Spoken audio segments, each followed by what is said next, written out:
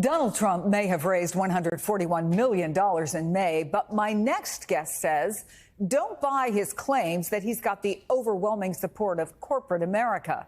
According to data compiled by Jeffrey Sonnenfeld of the Yale School of Management, there are 0 Fortune 100 CEOs who have donated to Trump's campaign this election cycle, even though that's a group that typically does skew Republican.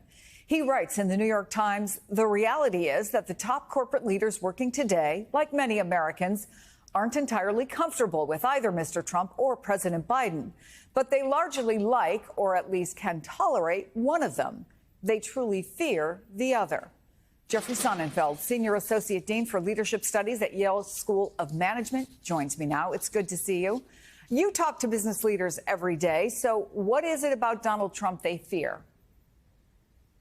Chris, it's great to see you. I loved the cover chair of my New York Times article, but I am thrilled that you actually showed the chart because it's so powerful to see that for a century of a double hit, overwhelming support from the business community for the GOP candidate, from William Howard Taft up through Calvin Coolidge and, of course, Eisenhower and Reagan and the Bushes and things like that, Jerry Ford even, overwhelming support from the business community publicly, the top 100 Fortune 100 firms that stood behind the GOP candidate. And now we can see since 2016, there were 0, only 2 in 2020, and now again 0. That's astounding. Some of the names that we see floated out there is Trumpaganda. There's some people who are prominent financiers who are not the CEOs of major public companies. So that's a big change. And they don't like him stylistically. They don't like him substantively.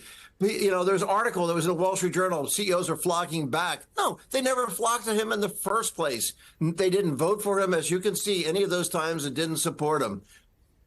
If that's true, and obviously statistically you're right about the top 100, but why is Trump raising so much money? A $50 million donation from businessman Timothy Mellon.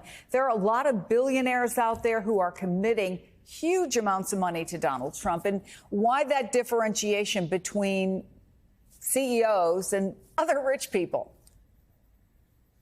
I don't know Timothy Mellon at all. There are good melons and there are rotten melons. I don't know why this melon did what this melon did, but he is not his father, his grandfather, or his great-grandfather, or the great-great-grandfather that gave him his money. Yes, his great-great-grandfather that created Alcoa, created Mellon Bank, created Gulf Oil. So the fact that he's got $50 million to give away to get some attention, that has nothing to do with the business community. That has to do with somebody who doesn't want the taxes that are likely to come under some of the Biden proposals. In particular, they don't like the idea of unrealized capital gains taxes that would hit some ultra wealthy people like this. So it's not surprising that you'd see some of those people give a lot of money, a handful of people giving a lot of money.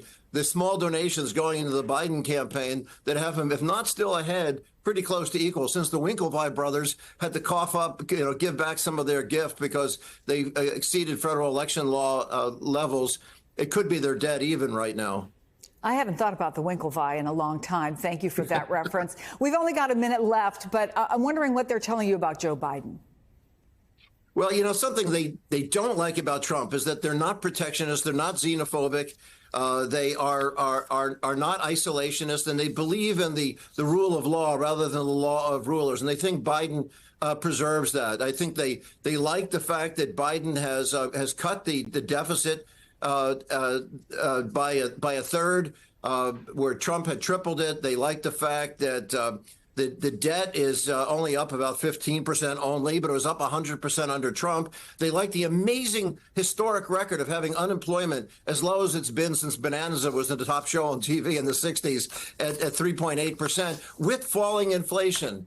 No matter what you hear or see, actually inflation is coming down from 7% to now like 2.6%, 2.7%. It's a good thing we actually had some inflation. Trump took the economy off the COVID cliff, so things had gone to zero.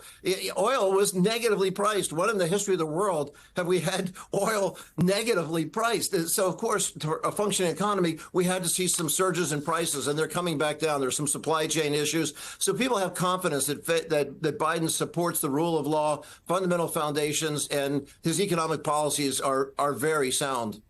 Hey there, MSNBC fans. I'm Luke Russert, and be sure to join me, Rachel Maddow, Jen Psaki, Lawrence O'Donnell, Steve Kornacki, Joy Reid, and many more September 7th in Brooklyn, MSNBC Live Democracy 2024. Click on the link for ticket information. We will see you there.